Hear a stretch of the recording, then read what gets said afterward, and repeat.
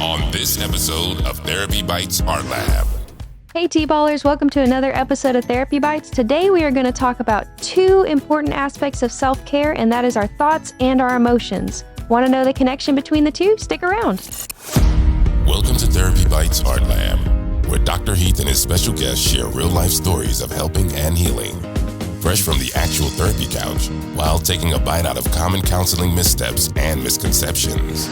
And now, here's Heath and the TBAL Team. Hey everybody, welcome to another episode of Therapy Bites. So today we are going to be talking about the interplay between thoughts and emotions, and also how that relates to self-care. We've talked about self-care before, I believe, in a clubhouse room, but we haven't really talked about it a whole lot in our podcast. So we thought we'd hit two really important aspects of it, which is thoughts and emotions.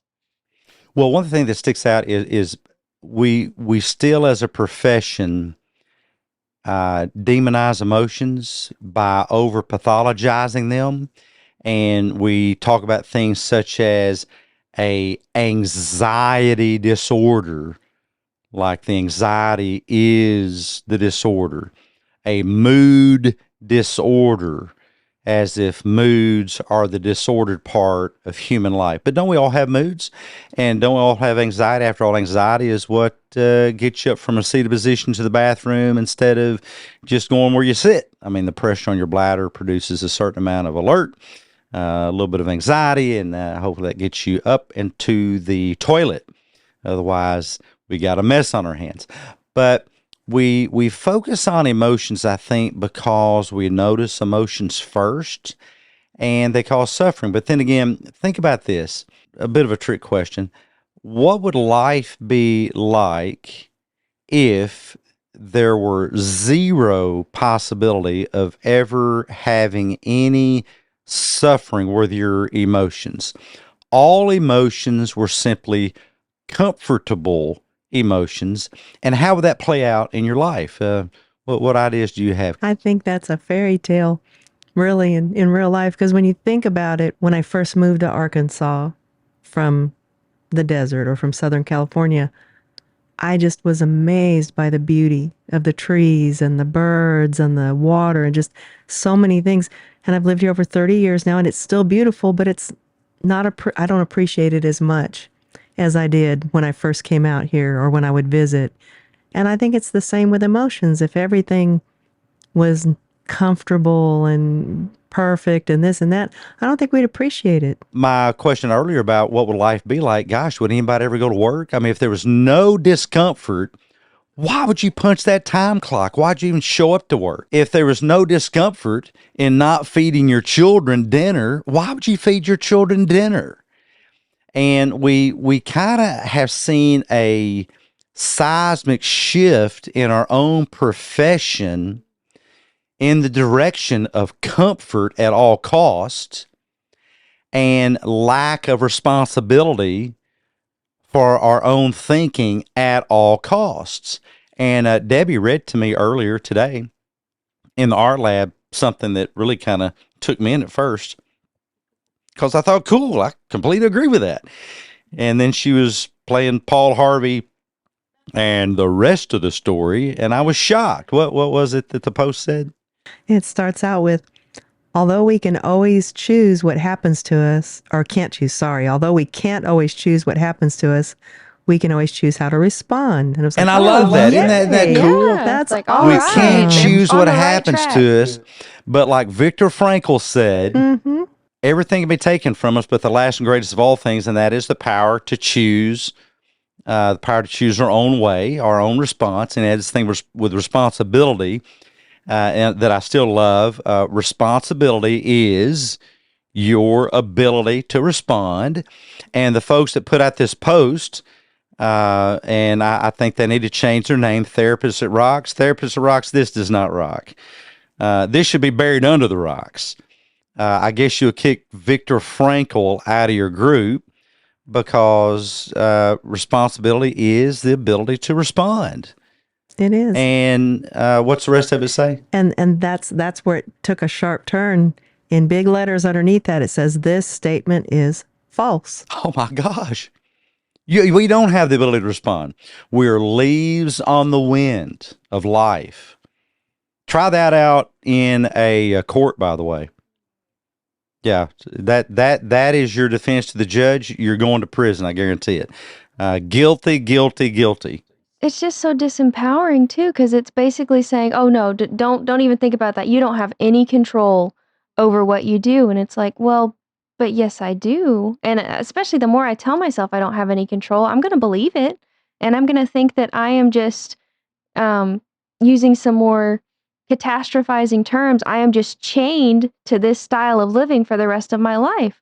And, if I would have thought that, I would have never gotten to the point where I am now, where I am a therapist. I would have probably just stayed in my house and I wouldn't have ever left.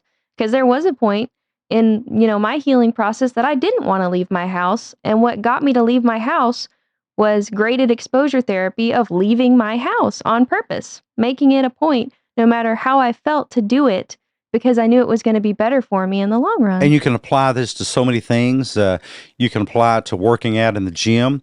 No, you're not going to start out with a really, really heavy weights. But if you don't start somewhere, applying some weight, it's called resistance training, some resistance to your time in the gym, then you'll never get stronger. How do you think somebody learns, if they're an Olympic athlete, to jump a longer distance or a higher bar?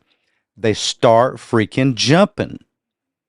They are applying a challenge to themselves, and I don't know. I think, as I said, we've taken kind of there's been a seismic shift away from taking responsibility for the trajectory of your life. But I do want to say it's great marketing. Because if you can do that, and I'm that therapist, that quote trauma-informed therapist, that I would say this is trauma misinformed because this is disabling, then goodness, I'll have you forever. As a patient, I'll have you forever. I mean, we should just sign a contract for life because you will become more and more and more disabled and buried under those cognitive distortions. But what does the rest of the post say there, Debbie? Rest of the post says, being trauma-informed does not mean that all existing and long-standing theories of human behavior are accurate. Well, that's problematic because there's a heck of a lot of research, and you can, don't take my word for it, you can Google it. There are studies that are focused on what this post is talking about, a handful. I don't know, it's in the low hundreds to maybe thousands, if I'm not pushing that too far. The study is on the other side of the equation, tens and tens and tens of thousands. I mean, this is challenging over a half a century of work, and the smartest theorist who ever lived, Albert Ellis, they would throw him out. Aaron Beck, gone. Viktor Frankl, gone, because evidently in this mindset we have no ability to respond to event, situation, circumstances. And please don't try that with your children. It won't work out well. They'll just grow up to be, axe murderers or something. No, it's life is all about responsibility. The Therapy Bites podcast is HIPAA compliant. No identifying patient information will be disclosed by Therapy Bites podcast hosts or Therapy Bites podcast guests without permission from patients or guardians. All personal stories are de-identified in order to comply with HIPAA, the NASW Code of Ethics, and the ethical principles of psychologists and Code of Conduct. Fresh from the therapy couch and from the deep dark recesses, stories may involve exploding preconceived notions and topics uncomfortable to underthinkers and small farm animals. Audience discretion and duct taping your head for safety is advised. Concrete-headed Kool-Aid drinking humans assume all risks associated with any possibility of choking to death on the accurate, realistic thoughts presented in the art lab. This is natural selection, and Therapy Bites podcast management and hosts are not responsible. I often get the question about sleep. I can't sleep. I try to go to sleep. I can't initiate sleep. I go to sleep and I don't stay asleep. And then I start asking questions about what we call sleep hygiene. What is your sleep regimen like? What time do you go to bed? How do you prepare yourself for bed? What do you do while you're in bed? And one of the greatest offenders I find is bathing the brain in blue light. Here's a good way to think of it. Look outside during the daytime and tell me what color the sky is. Oh, wow, it may be blue, you might see, if it's a nice day. Well, guess what color of light comes from your phones? Blue light. Now, the brain is heavily associated with being awake when the sky is blue. Why would you bathe your brain in the light that triggers your brain to be awake when you're trying to go to sleep? Do your brain a favor. Be brain friendly when it comes to sleep. Put up these devices that we call smartphones because they actually will do the opposite to you. Your brain during testing can actually drop a couple of IQ points just because of lack of sleep hygiene. Put away the blue light, it's only for the blue sky, and get a better night's sleep. Put your phone across the room, put it in a drawer, make it hard to get to. Way back before there were phones, people slept just fine without them. You can train your brain to sleep just fine without them too. Turn off the TV screens, turn off the laptops, turn off the smart pads. The only thing that sleep is for, well, there's really two things, but we'll talk about one of them. We'll leave one of them a secret, is sleep. Stop trying to do homework in bed, watch your favorite Netflix shows in bed, watch the next episode of your favorite TV show, and just program your brain to associate bed with sleep, and you'll find yourself counting sheep in no time. Now back to today's episode. You're listening to Therapy Bites Art Lab, bite-sized therapy for your brain with Dr. Heath and the TBAL Team. The best advice on the net. No copay required. For full show notes and transcript of today's episode, go to therapybites.podbean.com. Here's Heath and the TBAL Team. One of my favorite quotes, Teddy Roosevelt, the buck stops here. In your life, the buck, it's a buck knife, by the way. It means that you're dealing the cards, stops with you. We first, I'm tapping my forehead, engineer our thoughts, and then our thoughts, well, make no mistake about it, those thoughts engineer our lives. And if you're telling yourself that you lack the ability to decide how to respond to a situation because of a trauma, and I'm sorry that happened to you. I've had trauma happen to me. Debbie's had trauma happen to her. Sarah's had trauma happen to her. And they tried what this post is preaching, and it failed. And that's why they tried a new way. But don't take our word for it. You can try this approach for years or decades, and then when it fails, well, try it a different way. Try embracing, try living, try breathing, try seeing that your greatest ability is your responsibility. And David's going to read the rest of the post. So the rest of it says, fight, flight, and freeze behaviors are unconsciously reflexive. We need to stop perpetuating the myth that we are always in conscious control of our actions. It hurts and shames children and adults. Okay, let me tackle the part before. Let me go ahead and talk about the shaming children and adults. Shame is not created from the outside in. You can't shame me unless I agree to it. You may say, hey, I don't like the size and shape of your nose. Well, there's no shame there unless I decide to participate in that, and I don't. I could do something about my nose, but I won't leave it be. You may not like the color of my shirt. You might not like the gait that I walk. There may be many things that you don't. But there's a common thing out there about, it's weird. We say we have no ability to respond, but others have the ability to create shame in us.